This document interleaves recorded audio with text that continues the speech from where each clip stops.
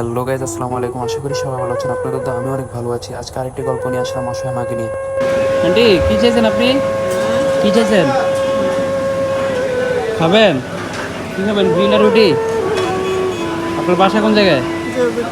দূরে? এখানে থাকেন আশেপাশে? হ্যাঁ, জগৎপুর। তো এত দূর কিভাবে আইছেন?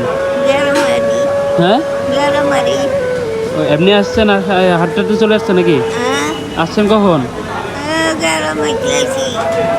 ও আচ্ছা, গ্রামে গ্রামে গেছিলেন? একটা রুটি দিয়ে দিত, রুটি দাও আর একটা গ্রিল দিয়ে দাও।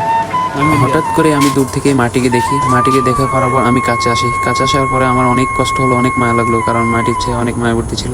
তো আমি চিন্তা করি মাঝে মধ্যে একটা ছেলে কীভাবে পারে এমন মাকে রাস্তায় ছেড়ে দিতে। তো আমার নিজের অনেক কষ্ট হলো। কষ্ট হওয়ার পর মাটি কী যেন চাচ্ছে আমার কাছে, হয়তো বা অনেক ক্ষুধার্ত ছিল, খাবার চাইছিল।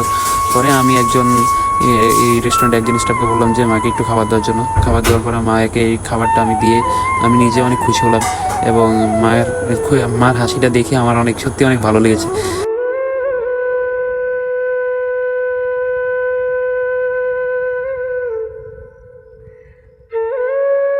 দোয়া করেন আন্টি। আচ্ছা আসেন, হ্যাঁ ঠিক আছে, আল্লাহ হাফেজ।